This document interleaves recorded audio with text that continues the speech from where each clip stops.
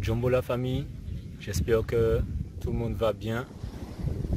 Aujourd'hui, je vais vous parler de Union de survie que j'ai sorti en juillet 2023 et je vais vous en parler un petit peu plus aujourd'hui parce que j'ai eu quelques débats houleux avec des féministes récemment et effectivement les féministes, les afrofemmes, etc.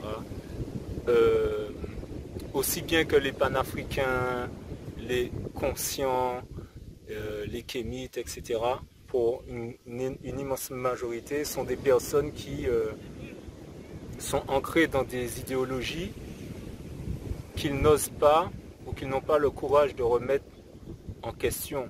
C'est-à-dire, eh ben, je suis panafricain, ben, je vais lire que des livres de noirs, que des livres d'historiens noirs, que des livres de sociologues noirs, que des livres qui parlent de la santé, mais il faut que l'écrivain soit un noir.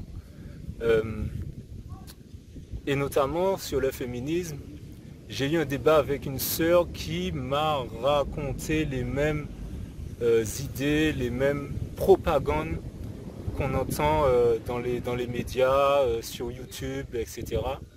Donc oui, le patriarcat est la cause de tous nos problèmes, les féminicides, ce sont les hommes qui violent, on n'est pas en sécurité, on ne peut pas s'habiller comme on veut, on ne peut pas sortir à n'importe quelle heure, on n'est pas protégé dans la rue, etc. J'ai pas besoin d'hommes, je n'ai pas besoin d'hommes, machin, etc.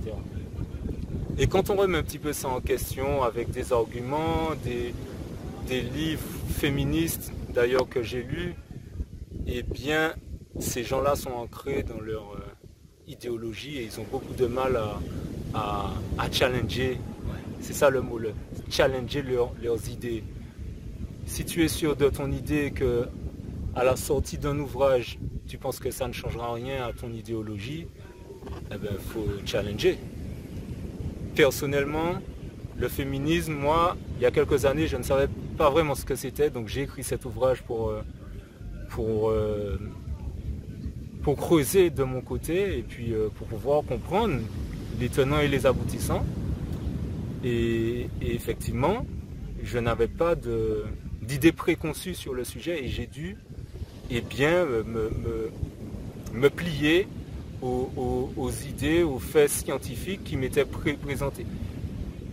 Mais ça, je le fais et d'autres devraient avoir l'humilité, la capacité de le faire parce que sinon on reste sur des croyances et les croyances ne sont pas toujours des bonnes choses et en fait on n'avance pas et j'ai beaucoup de mal à discuter, débattre sans émotion, sans énervement avec des gens qui ne sont pas capables de se contenir et de s'en tenir aux faits. Et il y a également des femmes beaucoup de femmes, de youtubeuses qui ont émergé durant la période de confinement et qui racontaient ces femmes racontaient toutes les mêmes choses. Oui, la femme noire doit élargir ses options parce que l'homme noir est insolvable, etc. etc. Et moi je réponds à ces femmes-là, consciemment ou non, vous êtes en train de répondre et de répandre l'idéologie occidentale qui veut la destruction de notre communauté. Et vous êtes les relais de ces idéologies-là. C'est pour ça que le féminisme, quand on réfléchit bien, le féminisme est une réponse occidentale à un problème occidental.